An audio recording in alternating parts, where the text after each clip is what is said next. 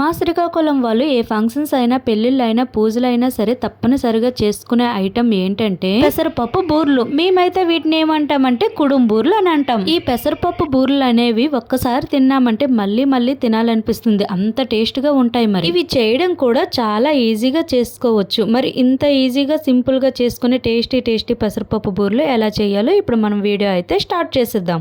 ఇక్కడ నేను 1 గంట ముందు పెసరపప్పును అయితే నానపెట్టి ఉంచుకున్నాను. ఈ నానిన పెసరపప్పుని ఇలా గ్రైండర్ లో అయితే వేసుకోవాలి. మనకి మిక్సీలో కాకుండా ఇలా గ్రైండర్ లో వేసుకుంటేనే చాలా మంచిది. బూర్లు అనేవి చాలా సాఫ్ట్ గా వస్తాయి. అలానే ఇందులో కొంచెం లైట్ గా వాటర్ వేసుకొని 1 చిటికెడు సాల్ట్ వేసుకొని గ్రైండ్ చేసుకోవాలి. పెసరపప్పు గనుక చాలా త్వరగా నలిగిపోతుంది. ఇక్కడ మనకి పిండి అయితే రెడీ అయింది కదా. మరీ మెత్తగా కాకుండా అలా అని మరీ బరకగా కాకుండా ఈ విధంగా మనం తీసుకుంటే సరిపోతుంది. ఇప్పుడు ఈ పిండిని ఏం చేయాలంటే మనము ఇడ్లీ పెట్టేటప్పుడు కొన్నిసార్లు కుడుములు పెడతాం కదా, అదే విధంగా కుడుములా అయితే పెట్టుకోవాలి.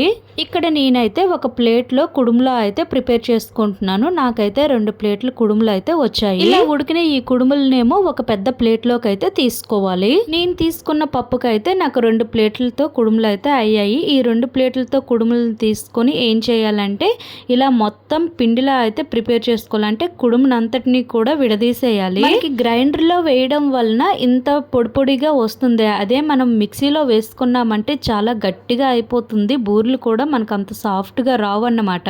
అలానే ఈ బూర్లకి ఏంటంటే కొబ్బరి తురుముని యాడ్ చేసుకుంటే చాలా టేస్ట్ గా వస్తాయి. అందుకనే నేను ఇక్కడైతే 2 కొబ్బరికాయలను అయితే తీసుకున్నాను. ఈ 2 కొబ్బరికాయలను కూడా ఈ విధంగా పగలకొట్టి నేనైతే తురుములా అయితే ప్రిపేర్ చేసుకున్నాను. ఇక్కడ మనకి కొబ్బరి తురుము అయితే రెడీ అయిపోయింది. ఇప్పుడు ఏం చేయాలంటే ఇక్కడ నేను పిండిని అయితే ప్రిపేర్ చేసుకుంటున్నాను. ఇది ఎందుకంటే బూర్లు ముంచి వేయడానికి అనేసి. నా దగ్గర దోసల పిండి ఉంటే దోసల పిండి, అలానే గోధుమ పిండి, కొంచెం చక్కెర, దాంతోపాటు కొంచెం సాల్ట్ను వేసుకొని వాటర్ వేసుకొని మొత్తం కలుపుకోవాలి ఈ పిండిని అంతటిని కూడా.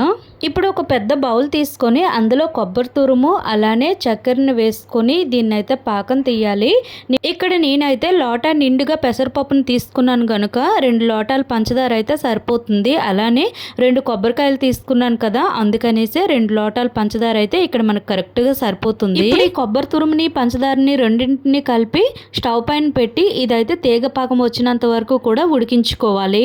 ఇక్కడ చూసినట్లయితే ఈ కుడుమును అంతటిని కూడా ఈ విధంగా విడివిడిగా అయితే ప్రిపేర్ చేసేసాను. అలానే మనకి కొబ్బరి తురుము పంచదార కూడా ఉడికి తీగ పాకం అయితే వచ్చింది కదా. ఇప్పుడు ఏం చేయాలంటే మనం ముందుగా ప్రిపేర్ చేసుకున్న పెసరపప్పు కుడుము పొడి ఉంటుంది కదా, ఆ పొడిని అయితే ఇందులో వేసుకోవాలి. దీంతో పాటు 1 టేబుల్ స్పూన్ దాకా ఇలాచీ పొడిని కూడా వేసుకోవాలి. ఇప్పుడు ఈ మూడింటిని కూడా బాగా కలుపుకొని ఈ స్వీట్ అనేది ఈ కుడుము పొడికి మొత్తం అంతటికి పట్టేటట్లు బాగా కలుపుకోవాలి. ఇక్కడ మనకి పొడి పొడిగా ఉంది కాబట్టి సరిపోయింది. లేదంటే ఏమైనా పల్చగా ఉన్నట్లయితే కొద్దిసేపు స్టవ్ పైన ఉంచి ఇలా కలుపుతుంటే ఆ పల్చదనం అనేది పోయి ఇలా పొడి పొడిగా అయితే వచ్చేస్తుంది. ఇక్కడ మనకి బూరెలు చుట్టడానికి అయితే పూర్ణం అయితే రెడీ అయిపోయింది. మనకి ఈ విధంగా ఉంటే సరిపోతుంది. ఇప్పుడు ఏంటంటే మనకు నచ్చిన సైజులో ఉండల్లా అయితే చుట్టు పెట్టుకోవాలి. నేను ఇక్కడైతే మీడియం సైజు ఉండలను అయితే చుట్టుకుంటున్నాను.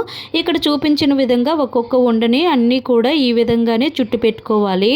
ఇక్కడ మనకి ఉండలు అయితే రెడీ అయిపోయాయి కదా. ఇప్పుడు ఏం చేయాలంటే స్టవ్ పైన ఒక కళాయి పెట్టి అందులో కొంత ఆయిల్ను వేసుకొని ఆయిల్ని అయితే హీట్ ఎక్కనివ్వాలి.